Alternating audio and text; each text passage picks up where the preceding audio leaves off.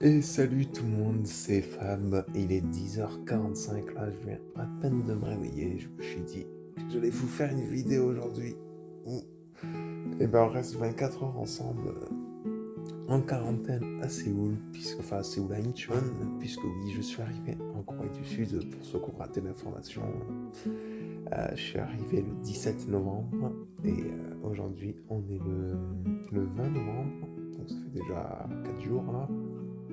Quatrième jour de quarantaine et je suis encore en mode décalage horaire parce que même s'il est 10h45, je suis quand même très fatigué parce que je me suis endormi vers 5h. Putain, ce temps, c'est Silent Hill les gars. Abusé. Ce brouillard, ça fait pas rêver là, mais normalement la vue elle est cool. Bon alors je vous explique, en fait j'ai le visa D4-1 qui est le visa étudiant pour apprendre le coréen en Corée du Sud et j'ai pris pour 1 an de cours sachant que c'est renouvelable pour une autre année et là je suis en quarantaine pour 10 jours en tout donc depuis le 17 et la quarantaine est obligatoire pour tous les étrangers qui viennent donc de l'étranger, vaccinés ou pas d'ailleurs c'est pas la question. Du coup j'ai pas le droit de sortir de l'appartement pendant ces 10 jours hormis pour aller me faire tester donc le test PCR. Il y en a un obligatoire dans les 24 heures qui suivent votre arrivée en Corée du Sud, donc vous pouvez vous faire tester directement à l'aéroport lorsque vous sortez de l'aéroport ou bien dans le centre de test le plus proche de votre appartement.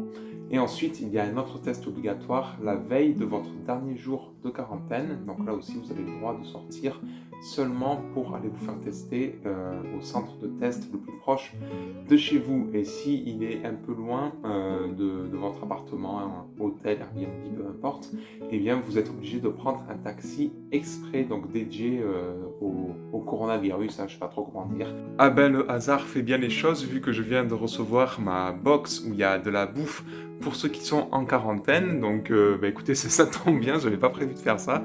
Ils sont un peu en retard d'ailleurs, hein, c'est déjà mon 4e jour, je reçois ça que maintenant. Bon, ça va que depuis, avant cela, je me suis fait livrer à bouffer et tout. Mais voilà, donc je viens de recevoir, on va faire un petit unboxing ensemble, là, ça va être cool. Du coup, dans la Corona Box, il y a d'abord les règles, règles de vie quand on est en quarantaine. Et ensuite, ça parle de qu'est-ce que contient justement eh bien, la box, hein, la Corona Box. Alors, Corona Box, hein, c'est moi qui appelle ça comme ça. Et donc, dedans, il y a des gâteaux. Donc, ça, c'est les gâteaux typiques qu'on trouve en Corée. Il y en a partout. Il y a de la soupe au bœuf. Il y a des sauces, tout type de sauce, curry, bœuf, c'est sympa. Voilà. Ensuite, du thon. Alors, le thon, il est là. Voilà. Du thon, 4 petites canettes. De la soupe au bœuf. De l'eau, 3 petites bouteilles. Des ramyons. Et ça, c'est tout ce qui concerne fruits de mer. Alors ça, je l'ai mis par terre parce qu'en fait, moi, je ne prends pas tout ce qui est fruits de mer. Hein, j'en mange pas. Du coup, je vais le donner à un pote. Et bien entendu, au fond de la box, il y avait les boîtes de riz, hein, normales. Hein, il y en a 12 là, 12 petits paquets de riz. Et sinon, avant de recevoir cette box par moi-même, hein, je m'étais commandé de l'eau, beaucoup d'eau, puisque j'ai pas d'eau filtrée ici. Hein, je dis ça parce que l'eau est pas potable en Corée, ou du moins elle est pas bonne. Ensuite, il y a des bananes. Je m'étais acheté aussi de la viande, des yaourts et des tomates. Je me suis aussi acheté du beurre de cacahuète avec des toasts. Et mes ramyons préférés, hein, au jjajangmyeon, ça c'est trop bon. Enfin bon, c'est mieux de les bouffer au resto évidemment que en boîte comme ça, mais c'est quand même super bon. Les ramyons comme ça, je recommande fortement, c'est mes préférés. Bon alors, je vais vous montrer un peu l'appartement hein, pour voir à quoi ça ressemble. Alors, déjà, il y a la grosse télé. J'ai pris ma Play, hein, elle vient de France. Ensuite, micro-ondes, voilà, donc petite cuisine, faut que je fasse la vaisselle d'ailleurs. Voilà, bien sympa. La machine à laver, petit robinet et les toilettes, hein, c'est très simple. Hein. Toilettes plus douche. Voilà, très basique. Et là, l'entrée, c'est un peu le bordel parce que en fait, je peux pas aller bien jeter mes déchets, mais du coup, ils m'ont filé des sacs plastiques pour les poubelles en mode. Alors là, c'est vraiment en mode nucléaire, hein. Puisqu'en fait, à cause du Covid et tout, je dois tout jeter dans un sac plastique spécial. Un truc sympa dans l'appart, c'est cette table rétractable en fait. Donc là, regardez, je peux tout simplement la replier et je la pousse, voilà. Et je gagne en espace. Donc du coup, moi je fais mon sport là, hein, au sol, tranquillement. J'ai quand même pas mal d'espace. Et en plus, j'ai des chaises pour faire les dips notamment. Je peux même utiliser la bouteille d'eau en poids. Après, je me suis pris des élastiques. Voilà, j'ai quand même assez préparé la quarantaine. Et ben voilà, écoutez. Et j'ai même le petit miroir là. Franchement, je suis à un bon endroit pour la quarantaine, le lit est confortable. Aussi, quand je suis allé me faire tester, on m'a donné un petit sachet comme ça, un petit sac plastique, où dedans, donc c'est tous les trucs hygiéniques, hein, les affaires hygiéniques, donc gel hydroalcoolique, du spray qu'on peut utiliser un peu partout, les sacs plastiques que je vous ai montré juste avant, voilà, j'ai encore du stock. On m'a filé des masques, voilà, masque assez classique. Puis enfin, on m'a filé voilà, le petit spray là à utiliser avec ça bien sûr. Et un thermomètre. Donc le thermomètre, je dois en fait utiliser 2 fois par jour. Et je dois prendre ma température 2 fois par jour. Et j'ai une application que j'ai dû installer quand je suis arrivé dans le pays. Où tous les 2 jours, je dois non seulement donc indiquer ma température du moment. Et aussi si j'ai eu des symptômes ou non. Donc en gros, c'est tout... mal de gorge, fièvre, voilà ce genre de choses. Et donc on doit indiquer si on a eu ça aujourd'hui. Il y a un truc assez dur là pendant cette quarantaine, c'est qu'en fait je fais une cure de café, hein, parce que moi je suis un gros consommateur de café. Et là du coup je prends pas de café là pendant ces 10 jours, hein, voilà, je me suis lancé ce défi, j'en ai pas commandé.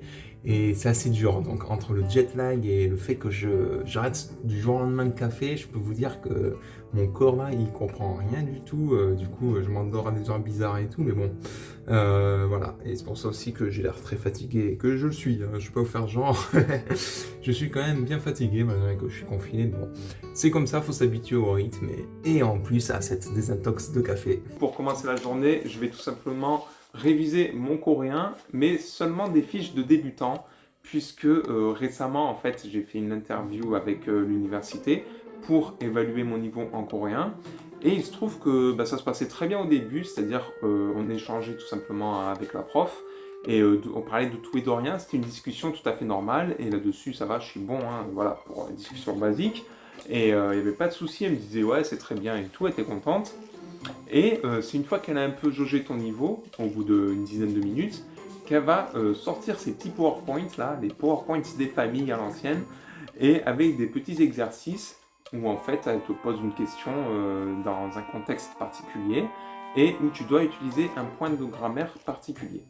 Alors moi, le point de grammaire, c'était pas mon problème, hein. J'ai bugué sur un seul point, sur une dizaine qu'elle m'a montré, mais ça je les comprenais. Mais c'était plutôt, moi ce qui m'a gêné, c'est déjà cette approche théorique, c'est-à-dire que là tout d'un coup on était plus dans une discussion normale, mais dans une discussion vraiment scolaire, et ça c'est vrai, j'ai plus l'habitude hein, de ce genre d'approche. Donc déjà ça me faisait bizarre, tu vois, qu'on me pose une question genre alors qu'est-ce que tu vas acheter aujourd'hui au supermarché? Voilà, ça c'est le genre de question.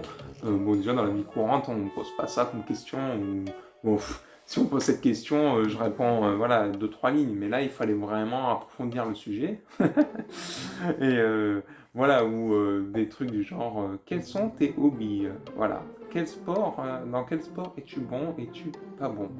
Bon, tu vois, c'est vraiment les questions scolaires, hein, on est d'accord, hein, enfin, dans la vie courante, quand on pose ce genre de questions, c'est, je sais pas, voilà, c'est quand tu sais pas trop quoi dire à la personne, et puis même, on est dans un flow de discussion. J'espère que vous voyez bien ce que je veux dire.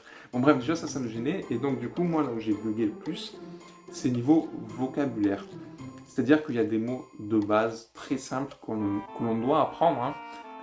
Voilà, que je suis sûr on apprend dès le début en cours, parce que j'ai toujours été autodidacte en coréen, et donc des mots de base, par exemple, vous allez m'insulter, hein, mais par exemple il y a des légumes, moi je sais pas encore les dire en coréen.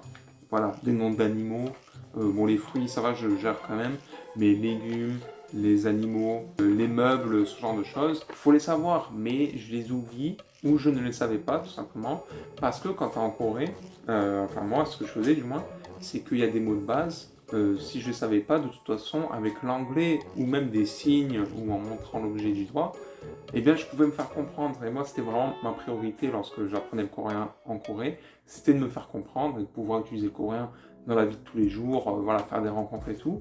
Mais c'est pour ça que je buguais. Et, euh, et c'est bête, hein, c'est bête. Parce que c'est une erreur, hein. Je dis pas que j'ai eu la bonne approche.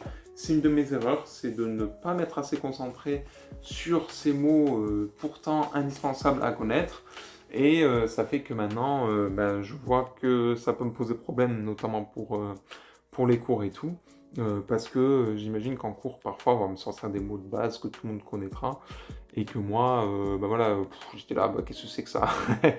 Du coup, on va se faire les légumes ensemble. Là, je vais lire tous les légumes à la suite, hein, même ceux que je connais. Allez, vous êtes prêts? 마늘, 가지, 브로콜리, 당근, 버섯, 양송이버섯, 양배추, 배추, 파, 호박, 오이, 애호박, 시금치, 생강, 상추, 옥수수, 양파, 고구마, 고추, 완둥콩, 피망, 감자, 무, 콩나물, tomato, 연근. Et ben voilà, hein? Combien vous avez de mots, hein? Alors maintenant, ce que je vais faire, c'est m'occuper de mon blog, vu que j'ai pas publié d'article depuis septembre, hein, déjà. En fait, depuis septembre, j'ai complètement disparu, voilà, des réseaux et tout, parce que j'étais concentré non seulement sur la préparation du visa, et aussi sur une autre activité que j'avais à côté qui me prenait beaucoup de temps et que je ne pouvais faire que pendant cette période-là et que je ne peux pas faire donc quand je suis en Corée. Et du coup, le blog n'était pas ma priorité pendant ces 3 mois-là et j'ai dû faire un choix, voilà, d'organisation. J'ai décidé de disparaître tout simplement, voilà, de la surface. Alors, il y en a, ils vont me dire, YouTube, ça fait presque 1 an que j'ai disparu, ça c'est vrai, hein. Mais parce que je m'étais concentré sur le blog cette année. Je vais bien me remettre sur Instagram, hein, donc n'hésitez pas à me rejoindre aussi sur Instagram. Je serai très actif dès que je suis sorti de quarantaine, évidemment, même si là j'ai commencé à poster des petites stories et tout. C'est sympa, voilà. Donc où me suivre, c'est YouTube, Instagram et blog. Alors là, je suis en train de finaliser un article, hein, qui devrait sortir bientôt. C'est tout simplement apprendre le coréen avec BTS, donc traduction de Butter version coréenne. Sur YouTube, j'ai trouvé une coréenne qui propose la chanson avec des paroles coréennes et je me suis dit, tiens, ce serait sympa de l'apprendre. Et en même temps, je me suis dit, ce serait sympa d'en faire un article, tout simplement, parce qu'en plus, je sais que apprendre le coréen avec BTS, c'est très recherché, hein, donc voilà, il faut aussi de la stratégie, hein, lorsqu'on fait un article. Et donc, du coup, j'ai mis les paroles. Attendez, je vais vous montrer plutôt la version prévisualisée. Là, ce sera ça l'article. Donc, il y a la chanson, donc directement sur YouTube, hein. Vous voyez, elle chante en coréen. Donc, c'est sympa, je trouve. Bon, je vais pas vous montrer le clip. Elle m'a beaucoup aidé parce que, bon, les Coréens, à chaque fois, ils mettent les paroles directement sur la vidéo. Du coup, j'ai pu tout simplement les retranscrire. Donc là, vous avez les paroles.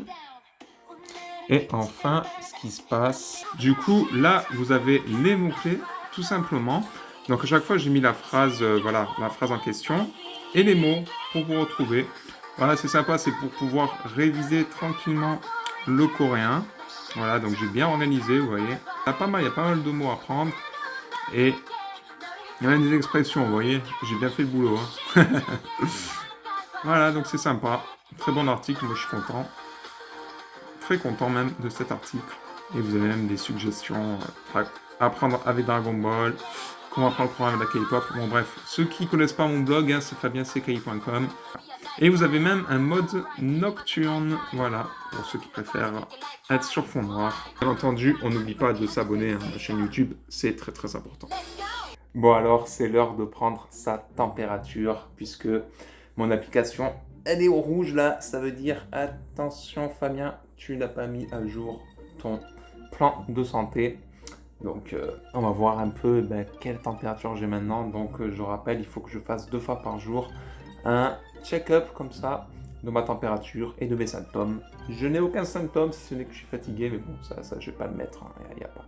Ah, il y a le petit bip. Et donc du coup, 35,7, ça va. Je n'ai pas de fièvre, tout va bien. J'ai pris un screenshot de l'application, voilà ce que je viens de remplir à l'instant pour faire mon petit check-up. Du coup, qui dit confinement dit sport à la maison, j'ai pas trop le choix.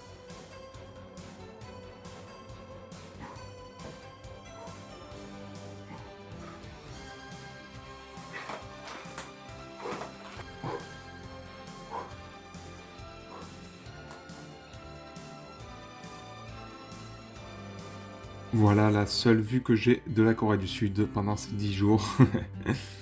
Voilà, pour me rappeler que je suis bien en Corée et pas seulement enfermé à la maison.